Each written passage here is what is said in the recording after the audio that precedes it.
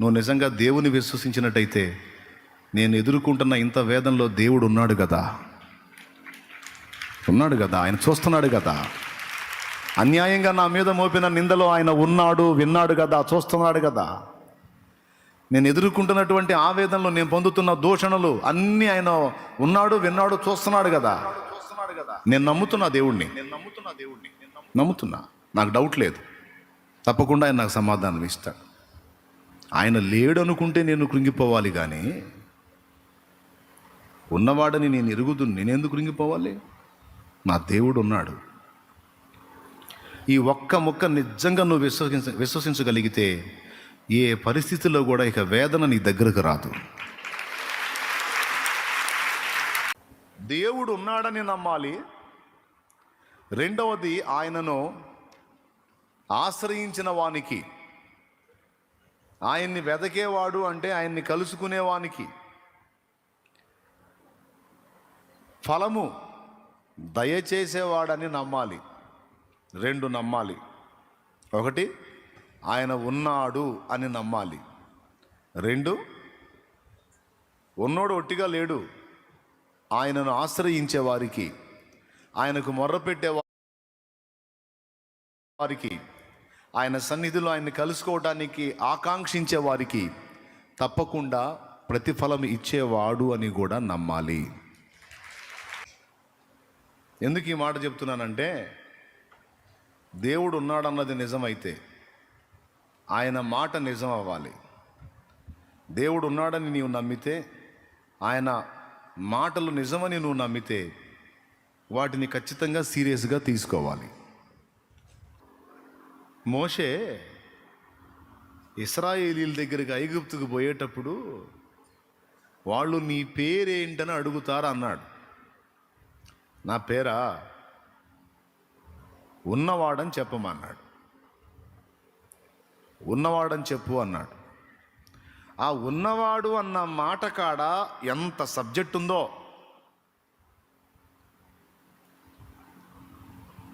నా పేరు అడిగితే ఉన్నవాడని చెప్పవాయా? ఇప్పుడు ఈ ఉన్నవాడు అన్న కాడ ఎన్ని మొక్కలు వస్తాయి చూద్దామా? ఏమున్నవాడు? ఉన్నవాడు, ఆదిలో ఉన్నవాడు, మధ్యలో ఉండువాడు, అంతములో ఉన్నవాడు. ఆది అనేది లేనప్పుడే ఉన్నవాడు. దేవునికి మహిమ. ఎనీ టైం ఉన్నవాడు. ఎప్పుడెప్పుడు ఉన్నాడు? అన్ని కాలములలో ఉన్నవాడు. సరే, ఉన్నవాడు అంటానికి ఇంక అంతవరకేనా? ఇంకేం ఉన్నవాడు? జ్ఞానం ఉన్నవాడు, వివేకం ఉన్నవాడు,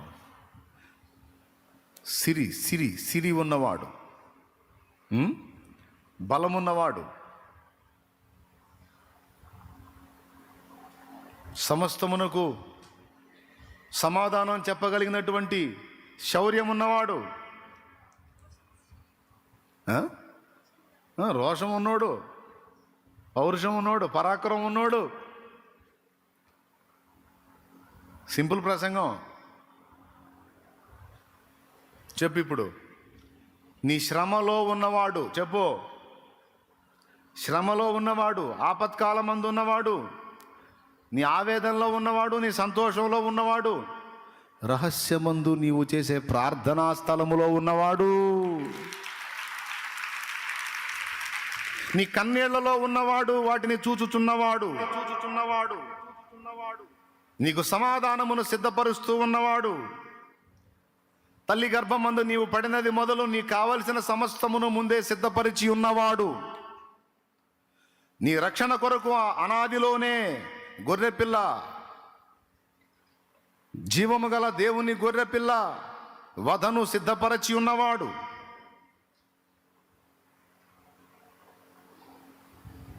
నిత్య జీవం కొరకు నిన్ను ఏర్పరచుకొని ఉన్నవాడు, ఆయన సేవ కొరకు నిన్ను సిద్ధపరచుకొని ఉన్నవాడు, పిలుచుకొని ఉన్నవాడు, ఏర్పరచుకొని ఉన్నవాడు,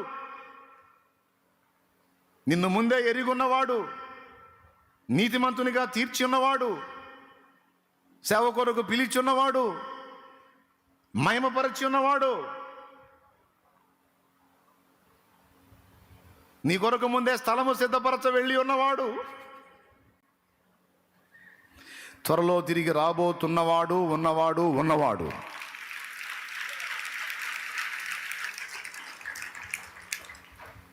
ఫినిషింగ్ టచ్. రహస్యమందు నువ్వు చేసే పాపక్రియల దగ్గర కూడా, రహస్యమందు మనం చేసే తప్పుడు పనుల దగ్గర కూడా ఉన్నవాడు.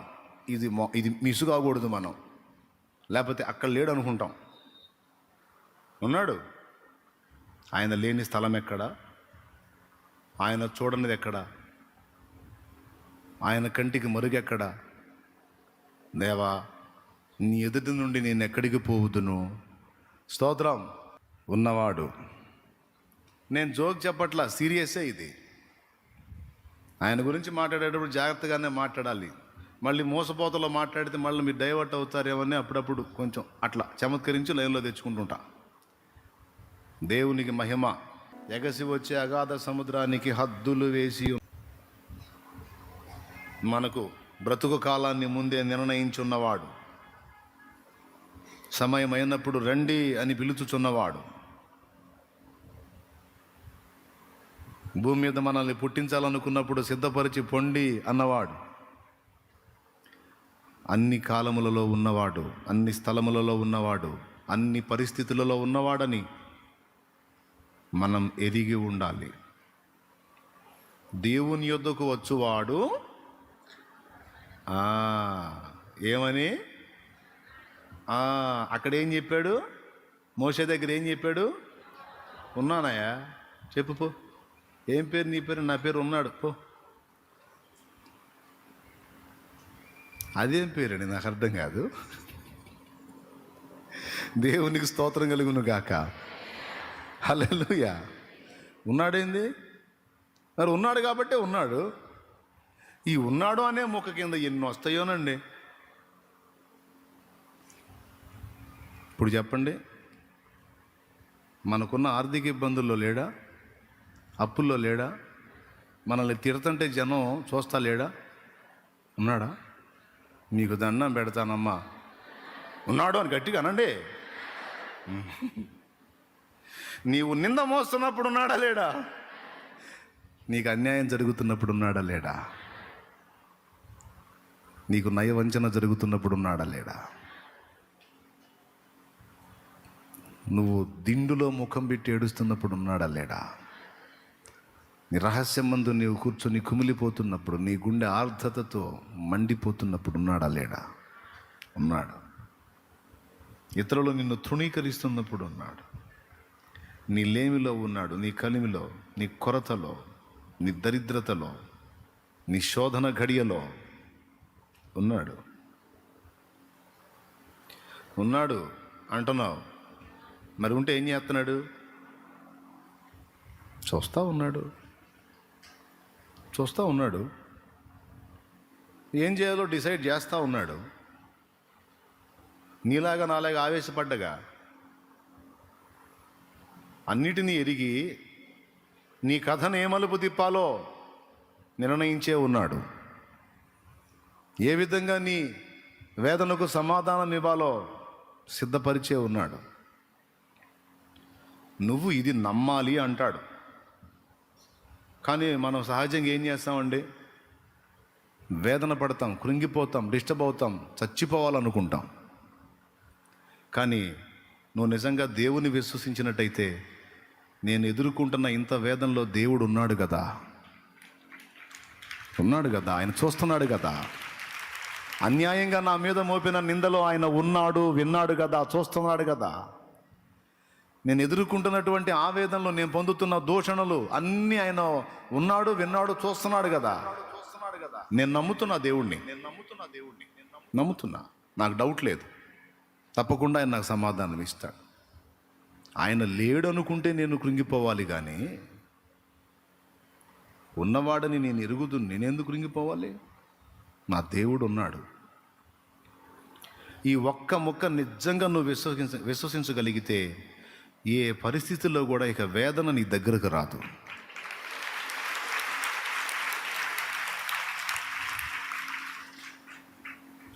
ఈ నిందలు క్రొత్తగా అనుభవించడం మొదలుపెట్టిన తొలి దినాల్లో ఏకాంత ప్రార్థనకి వెళ్ళి కూర్చొని చాలాసేపు ఏడ్చుకున్నా. నేను ఎరగను ప్రభువా, అన్యాయంగా నా మీద నిందేశారు, నాకు చాలా బాధగా ఉంది దేవా, నన్ను చూసేవాళ్ళు ఏమనుకుంటారో ఎలా అనుకుంటారో నాకు చాలా దుఃఖంగా ఉంది దేవా. వాస్తవంగా నేను ఎరగను, నేను అది చేయలేదు, కానీ నన్ను అట్లా అన్నారు ప్రభువా అని ఏకాంత ప్రార్థనలు కూర్చొని ఏడుస్తున్నా. వాక్యం తీస్తే కరెక్ట్గా అదే మాట, మనుషులు పెట్టు నిందకు భయపడకు అన్నాడు. ఉన్నాడా లేడా? ఇన్ని పేజీలు ఉంటే, ఇన్ని మాటలు ఉంటే, నేను ప్రార్థన చేసి ఒక్క ముక్క నాతో మాట్లాడని ఓపెన్ చేస్తే ఆ మాట కరెక్ట్గా నా దృష్టి, నేను ఓపెన్ చేశాడు చూడు, ఆ దృష్టి అక్కడికి పోయింది. ఇంకంతే, మళ్ళీ మాట్లాడలేక నేను భయం వేసింది. ఆయన సన్నిధి నాతో ఉందని. మనుషులు పెట్టు నిందకు భయపడకు అన్నాడు. టప్మన్ మూసిక స్తోత్రం చెప్తా కూర్చున్నా. హల్లెలూయా. ఎందుకు? నేనున్నా, చూస్తున్నా. డోంట్ వరీ, చెయ్యని. అసూయతో వాళ్ళు కల్పించేవి ఎన్నైనా కల్పించని. వాడిని ఎట్లా ఏడిపించాలో నాకు తెలుసు, నిన్ను ఏ విధంగా ముందుకు నడిపించాలో నాకు తెలుసు. ఎవడు ఇన్ని రకాలుగా మాట్లాడుకున్న, ఇన్ని రకాల నిందా ప్రచారాలు చేసిన, ఎవ్వడికి అందని కృపలో నేను నిన్ను దాచిపెట్టానన్నాడు. ఎవ్వడికి అందని ఇవ్వను నిన్ను. డోంట్ వరీ, వెళ్ళు, నువ్వు సాగిపో ముందుకి. తేడా లేకుండా చూసుకోపో, జాగ్రత్తగా వెళ్ళిపో ముందుకన్నా. ఎన్నిసార్లు నన్ను అట్లా ఆయన ధైర్యపరిచాడో, ఎన్నిసార్లు నన్ను అట్లా ప్రోత్సహించాడో, ఎన్నిసార్లు నా వెన్ను తట్టాడో ఆయన. ఎవరు లేని నిశీధిలోనా యేసు ప్రేమ కలయికను, ఏనాటికి మారిపోనే క్రీస్తుని మమకారమును గుర్తు చేసుకో, మనస గుండెలోన దాచుకో. మీకుందా అట్లా దేవుడు మాట్లాడి మిమ్మల్ని ధైర్యపరిచిన అనుభవం? మీకుందా? ఎంతమంది చేతులు ఎత్తారండి? నాకుందన్నా. ఎన్నోసార్లు నా గుండె తట్టి ధైర్యపరిచి, నా వెన్ను తట్టి నన్ను నిబ్బరపరిచి నిలబెట్టాడు నా దేవుడు. మరి ఉన్నవాడు లేనోడా ఏంది? గుట్టా పుట్ట చెట్టు సేవ కాదుగా, సజీవుడు. అన్ని కాలములలో, అన్ని స్థలములలో, అన్ని పరిస్థితులలో, అన్ని సన్నివేశాలలో ఆయన ఉనికి ఉన్నది. నువ్వు మంచి చేశావు ఒక వ్యక్తికి, ఎక్కడ చేసావు తెలుసా? రహస్యంగా కాదు, దేవుని పాదాల దగ్గరే చేశావు. దేవుని పాదాల దగ్గరే చేశావు. నువ్వు ఒక వ్యక్తికి హెల్ప్ చేశావు, రహస్యంగా చేశాను అనుకున్నావు. నేను రహస్యంగా ఇచ్చానన్నా, నాకు అన్యాయం చేశారు. నో, దేవుని పాదాల దగ్గర చేశావు. ఒకవేళ నువ్వు తప్పు చేశావు, ఆ తప్పు కూడా నువ్వు ఎక్కడ చేసావు తెలుసు? దేవుని పాదాల దగ్గరే చేశావు. దేవుని పాదాల దగ్గర చేయటం ఏంటంటారా? ఈ భూమి పాదపీఠం అన్నాడు కదా, దేవునికి స్తోత్రం కలుగును గాక. మరి ఎక్కడ ఇంకా నువ్వు చేసి దాగేది ఎక్కడ? భక్తుడు పౌలన్న ఆ మాట చెప్తాడు, దేవుని దగ్గరకు వచ్చేవాడు ఆయన ఉన్నాడని, తనను వెతికే వారికి ఫలము దయచేసేవాడని ఫస్ట్ నమ్మాలి కదా. నువ్వు సేవకుడు అయి సేవ చేస్తుంటే ఆ సేవ కోసం నువ్వు పడి అగచాట్లలో గమనిస్తానే ఉన్నాడు ఆయన. ఆ పరిచర్య కోసం నువ్వు ఎన్ని పాటలు పడుతున్నావో ఆయన గమనిస్తానే ఉన్నాడు. అక్కడ కూడా ఉన్నాడు ఆయన. ఒక ఆత్మ కోసం నువ్వు పడుతున్న ప్రయాస, నువ్వు ఉండే ఉపవాసం ఉంటే అందులో ఉన్నాడు ఆయన. నువ్వు పొద్దున్న తినాల్సిన అన్నో మధ్యాహ్నం తినాల్సిన సాయంత్రం తినాల్సింది మధ్యరాత్రి తింటే అక్కడ కూడా దేవుడు గమనిస్తానే ఉన్నాడు. నా పని కొరకు, నా కొరకు ఎంత ఆశ, నా బిడ్డకి ఎంత ఆసక్తి, నన్ను సంతోషపెట్టాలన్న ఆరాటం ఎంత ఉంది నా కుమారుడికి, నా కుమార్తెకి. ఉన్నాడు, చూస్తున్నాడు. అది నువ్వు నమ్మాలి. కానీ మనలో చాలా వరకు ఈ నమ్మకాలు ఉండవు. అది ప్రసంగ అంశంలోని మలుపు. ఇన్ని ఉన్నాడని నేను చెప్పా కదా, ఇవన్నీ నమ్మటం అనేది మనకు కష్టం. ఎక్కువ శాతం మంది కొన్ని సన్నివేశాల్లో దేవుడు లేడన్నట్టుగా బాధపడే వాళ్ళు ఉంటే బరితెగించే స్థితి కూడా ఉంది మనకి. శ్రమల్లో ఉన్నవాడు కుమిలి ఏడ్చి చావా బతుక అన్న అన్వేషణలోకి వెళ్ళాడంటే, దేవుణ్ణి ఎరిగిన వాడై ఉండి కూడా అలాంటి ఆలోచనలోకి ఒక వ్యక్తి వెళ్తున్నాడు అంటే నమ్మనట్టా? మరి ఆయన ఉన్నాడా లేడా? ఉన్నాడని నమ్మినట్లయితే అలాంటి ఆలోచనలోకి ఎందుకు వెళ్తారు? అంటే అన్ని వింటున్నారు, నమ్ముతున్నట్టే ఉంటున్నారు, కానీ